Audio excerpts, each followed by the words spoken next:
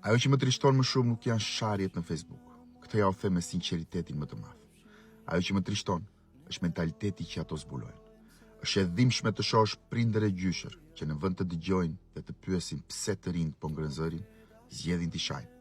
Por duhet të dini një gjë, se ne të rinjve nuk na plas as për Berishën tuaj, as për Ramën tuaj, as për partinë tuaj, as për mikun dhe interesat e ngushta tuaja.